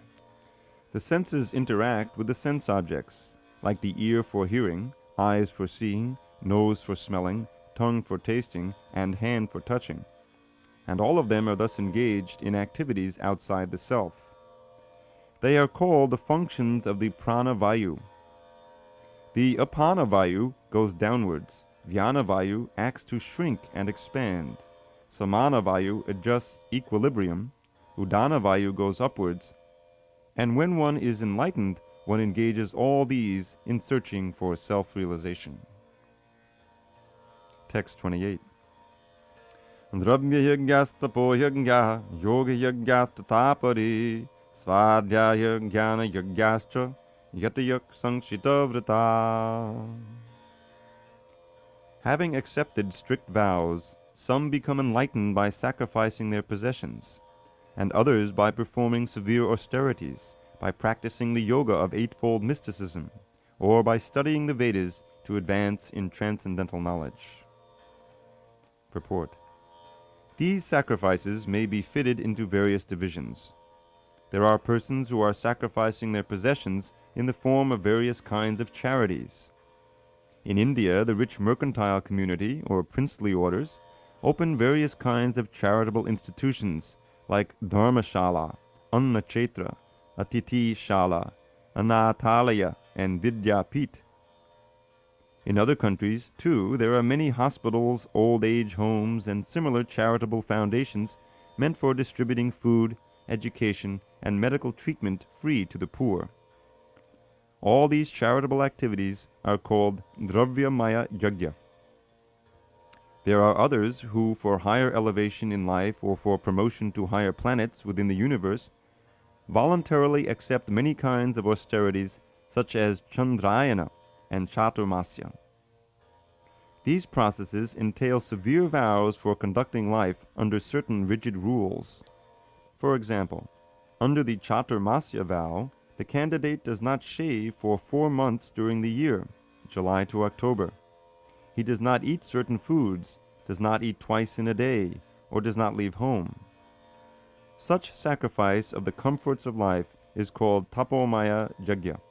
There are still others who engage themselves in different kinds of mystic yoga, like the Patanjali system, for merging into the existence of the Absolute, or Hatha Yoga or Ashtanga Yoga, for the particular perfections. And some travel to all the sanctified places of pilgrimage. All these practices are called Yoga Yagya, sacrifice for a certain type of perfection in the material world.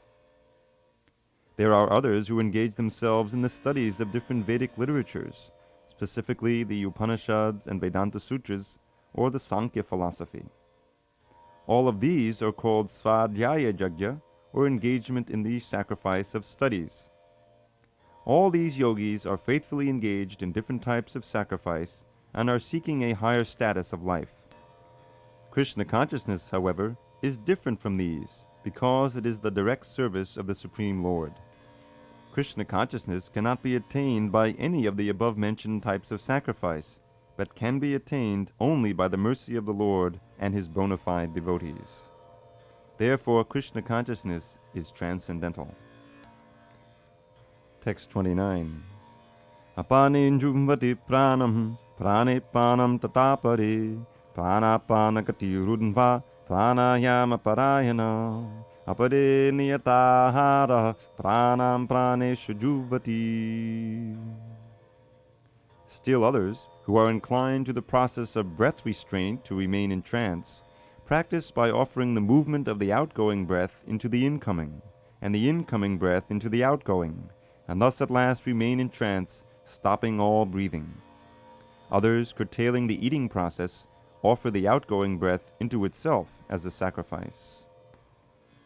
Purport. This system of yoga for controlling the breathing process is called pranayama, and in the beginning it is practiced in the Hatha Yoga system through different sitting postures. All of these processes are recommended for controlling the senses and for advancement in spiritual realization. This practice involves controlling the airs within the body so as to reverse the directions of their passage. The apana air goes downward, and the prana air goes up. The pranayama yogi practices breathing the opposite way until the currents are neutralized into puraka, equilibrium. Offering the exhaled breath into the inhaled breath is called rechaka. When both air currents are completely stopped, one is said to be in kumbhaka yoga. By practice of kumbhaka yoga, one can increase the duration of life for perfection in spiritual realization. The intelligent yogi is interested in attaining perfection in one life, without waiting for the next. For by practicing kumbhaka yoga, the yogis increase the duration of life by many, many years. A Krishna-conscious person, however, being always situated in the transcendental loving service of the Lord, automatically becomes the controller of the senses. His senses, being always engaged in the service of Krishna, have no chance of becoming otherwise engaged. So, at the end of life, he is naturally transferred to the transcendental plane of Lord Krishna. Consequently, he makes no attempt to increase his longevity. He is at once raised to the platform of liberation, as stated in Bhagavad Gita 14:26. Manchayo vyabhicharena bhakti yogena sevate sagunan samatityaitan brahma bhuyaya kalpate. One who engages in unalloyed devotional service to the Lord transcends the modes of material nature and is immediately elevated to the spiritual platform. A Krishna-conscious person begins from the transcendental stage, and he is constantly in that consciousness. Therefore, there is no falling down, and ultimately he enters into the abode of the Lord without delay. The practice of reduced eating is automatically done when one eats only Krishna prasadam, or food which is offered first to the Lord.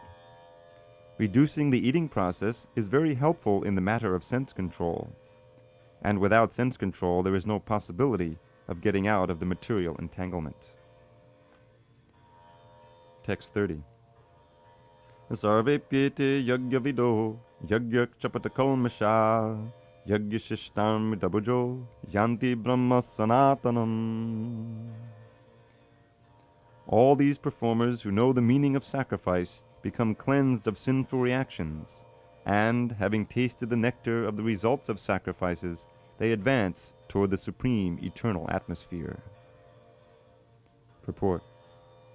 From the foregoing explanation of different types of sacrifice, namely sacrifice of one's possessions, study of the Vedas or philosophical doctrines, and performance of the yoga system, it is found that the common aim of all is to control the senses. Sense gratification is the root cause of material existence. Therefore, unless and until one is situated on a platform apart from sense gratification, there is no chance of being elevated to the eternal platform of full knowledge, full bliss, and full life.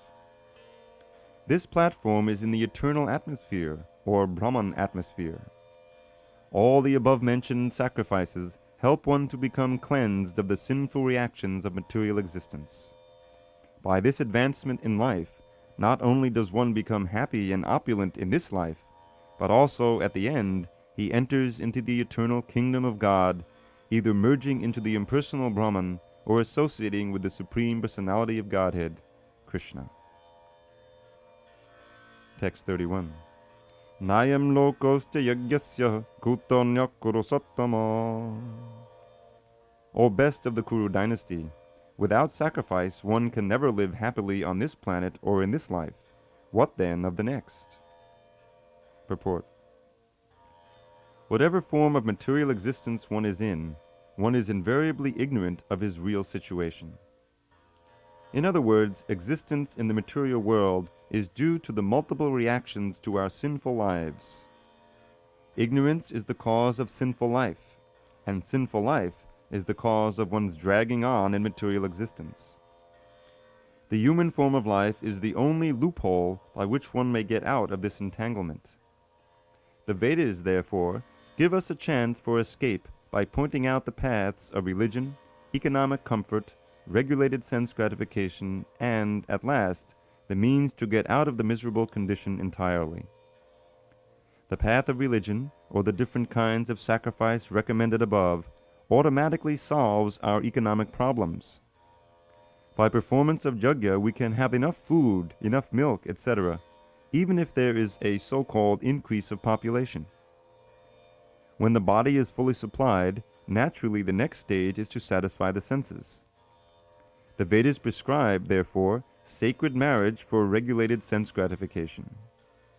Thereby one is gradually elevated to the platform of release from material bondage, and the highest perfection of liberated life is to associate with the Supreme Lord.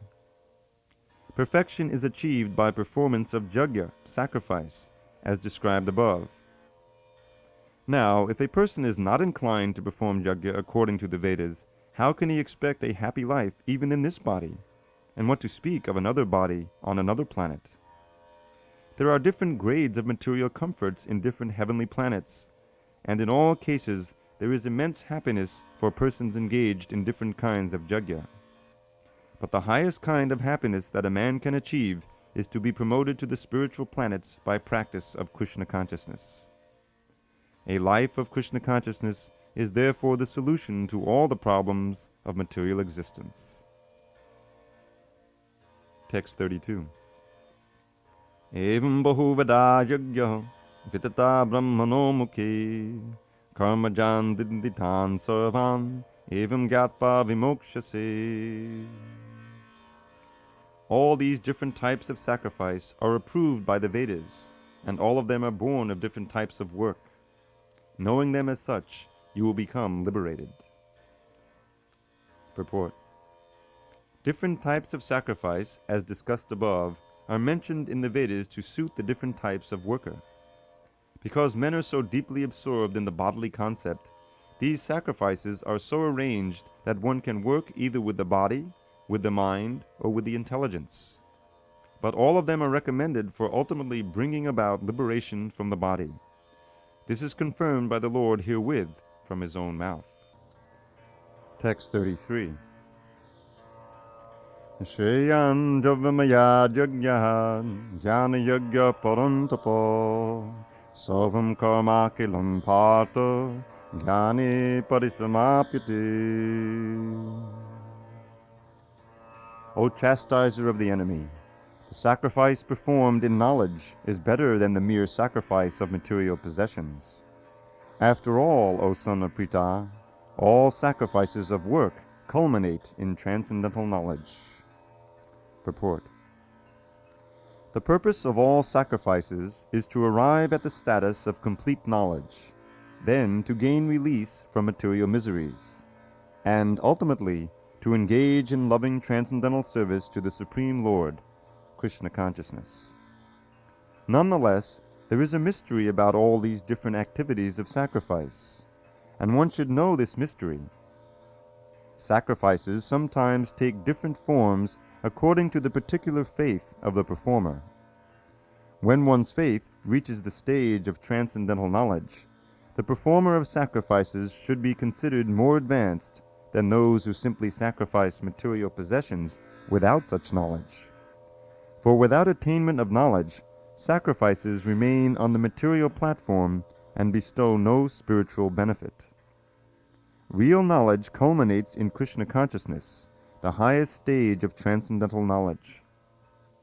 Without the elevation of knowledge, sacrifices are simply material activities. When, however, they are elevated to the level of transcendental knowledge, all such activities enter onto the spiritual platform. Depending on differences in consciousness, sacrificial activities are sometimes called karma kanda, fruitive activities, and sometimes jnana kanda, knowledge in the pursuit of truth. It is better when the end is knowledge. Text 34. Tadvidhi pranipatena pariprashnena seveya upadekshyanti te jnanam jnaninas tattvadarshinaha. Just try to learn the truth by approaching a spiritual master. Inquire from him submissively and render service unto him. The self-realized souls can impart knowledge unto you because they have seen the truth. Purport. The path of spiritual realization is undoubtedly difficult. The Lord therefore advises us to approach a bona fide spiritual master in the line of disciplic succession from the Lord Himself. No one can be a bona fide spiritual master without following this principle of disciplic succession. The Lord is the original spiritual master, and a person in the disciplic succession can convey the message of the Lord as it is to his disciple. No one can be spiritually realized by manufacturing his own process, as is the fashion of the foolish pretenders. The Bhagavatam 6.3.19 says, Dharmam tu sakshad bhagavat pranitam. The path of religion is directly enunciated by the Lord. Therefore, mental speculation or dry arguments cannot help lead one to the right path. Nor by independent study of books of knowledge can one progress in spiritual life. One has to approach a bona fide spiritual master to receive the knowledge.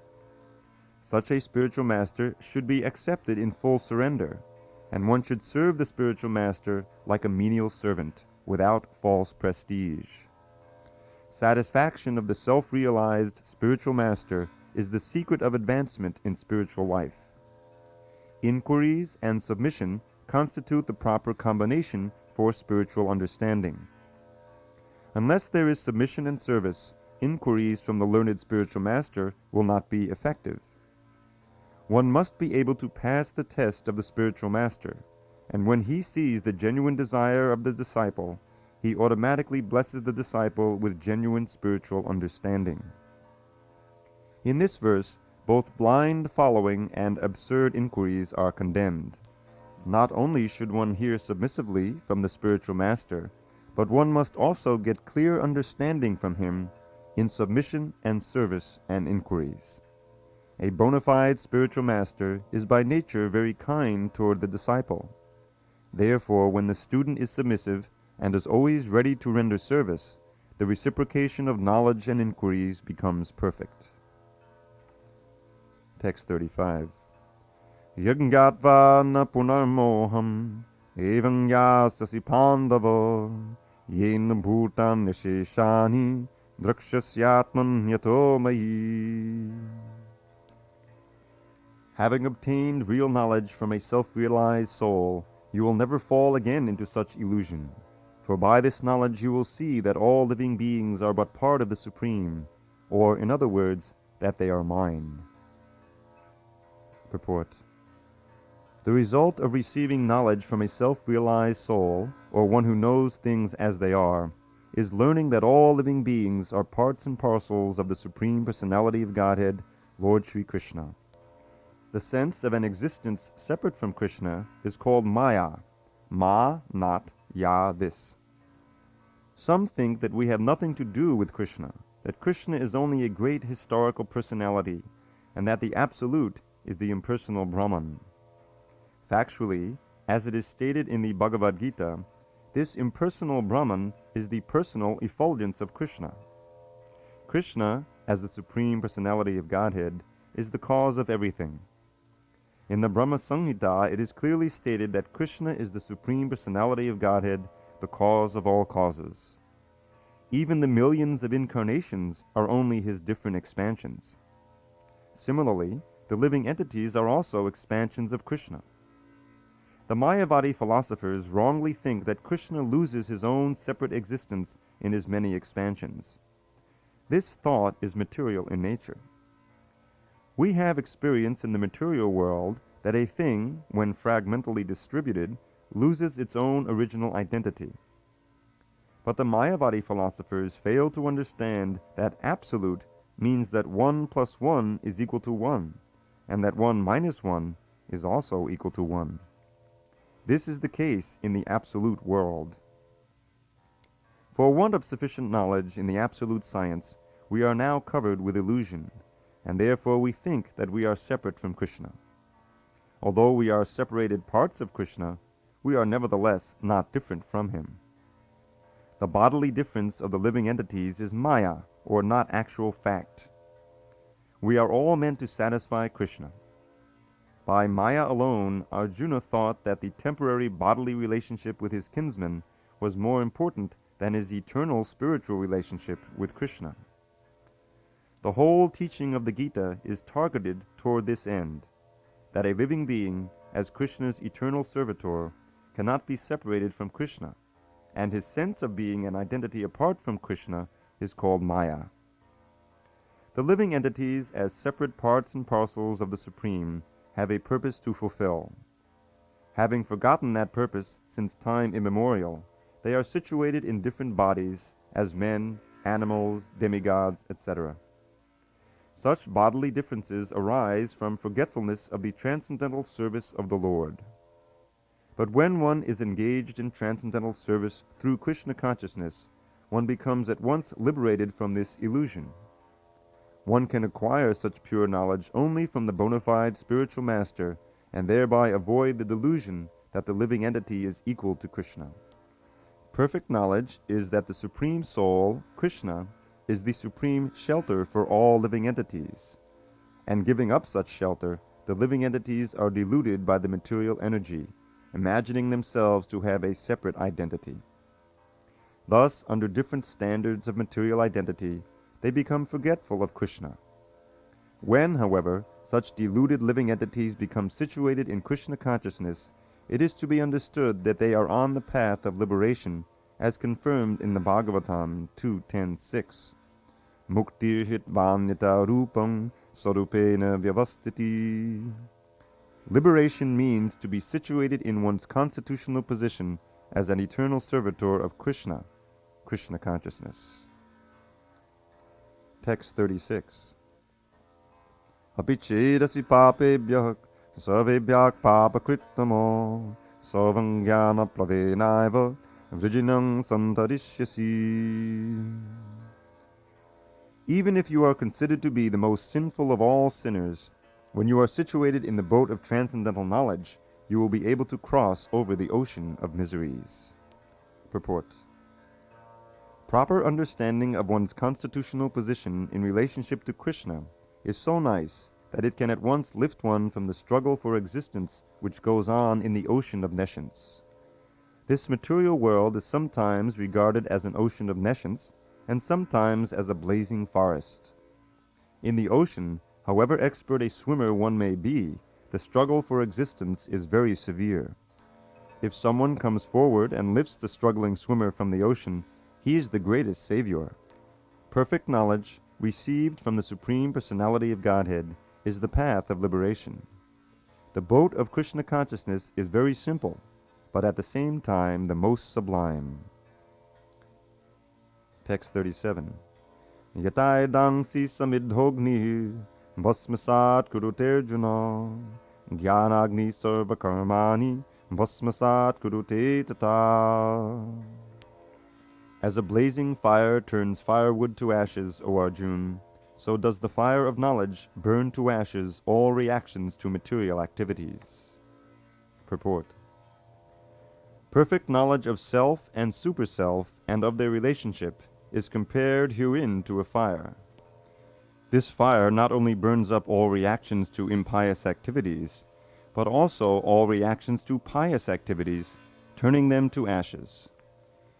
There are many stages of reaction: reaction in the making, reaction fructifying, reaction already achieved, and reaction a priori. But knowledge of the constitutional position of the living entity burns everything to ashes. When one is in complete knowledge, all reactions, both a priori and a posteriori, are consumed. In the Vedas, Brihadaranyaka Upanishad 4.4.22, it is stated, Ubhe uhai vasha ete tadatyamrita sadva sadhuni. One overcomes both the pious and impious reactions of work. Text 38. Nahi jnanena sadrisham pavitram iha vidyate tatsvayam yoga samsiddha kalena atmani vindati. In this world there is nothing so sublime and pure as transcendental knowledge. Such knowledge is the mature fruit of all mysticism, and one who has become accomplished in the practice of devotional service enjoys this knowledge within himself in due course of time. Purport. When we speak of transcendental knowledge, we do so in terms of spiritual understanding. As such, there is nothing so sublime and pure as transcendental knowledge. Ignorance is the cause of our bondage, and knowledge is the cause of our liberation. This knowledge is the mature fruit of devotional service, and when one is situated in transcendental knowledge, he need not search for peace elsewhere, for he enjoys peace within himself. In other words, this knowledge and peace culminate in Krishna consciousness. That is the last word in the Bhagavad Gita. Text 39. Shuddha vallabhate jnanam tatparak sanghitendriyaha jnanam labdhva parang shantim achidenadhigacchati. A faithful man who is dedicated to transcendental knowledge and who subdues his senses is eligible to achieve such knowledge, and having achieved it, he quickly attains the supreme spiritual peace. Purport. Such knowledge in Krishna consciousness can be achieved by a faithful person who believes firmly in Krishna. One is called a faithful man who thinks that simply by acting in Krishna consciousness he can attain the highest perfection. This faith is attained by the discharge of devotional service and by chanting Hare Krishna, Krishna Krishna, Hare Hare, Hare Rama, Rama Rama, Hare Hare, which cleanses one's heart of all material dirt. Over and above this, one should control the senses. A person who is faithful to Krishna and who controls the senses can easily attain perfection in the knowledge of Krishna consciousness without delay. Text 40. Agyascha Sanshayatma vinashyati Nayam lokosti naparo Nasukham Sanshayatmanaha.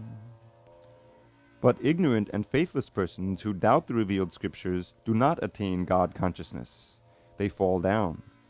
For the doubting soul there is happiness neither in this world nor in the next. Purport. Out of many standard and authoritative revealed scriptures, the Bhagavad Gita is the best. Persons who are almost like animals have no faith in or knowledge of the standard revealed scriptures. And some, even though they have knowledge of or can cite passages from the revealed scriptures, have actually no faith in these words. And even though others may have faith in scriptures like Bhagavad Gita, they do not believe in or worship the personality of Godhead, Sri Krishna. Such persons cannot have any standing in Krishna consciousness. They fall down. Out of all the above-mentioned persons, those who have no faith and are always doubtful make no progress at all. Men without faith in God and His revealed word find no good in this world, nor in the next. For them there is no happiness whatsoever. One should therefore follow the principles of revealed scriptures with faith, and thereby be raised to the platform of knowledge. Only this knowledge will help one become promoted to the transcendental platform of spiritual understanding. In other words, doubtful persons have no status whatsoever in spiritual emancipation. One should therefore follow in the footsteps of great acharyas who are in the disciplic succession, and thereby attain success. Text 41. Yoga samyasta karmanam jnana samchinna sanshayam atmavantan karmani nibadhanti dhananjaya.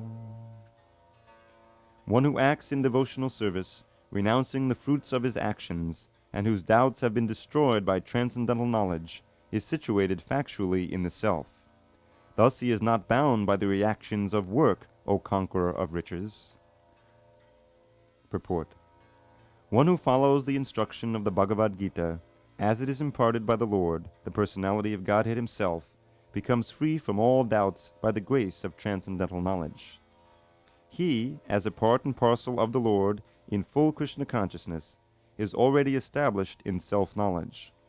As such, he is undoubtedly above bondage to action.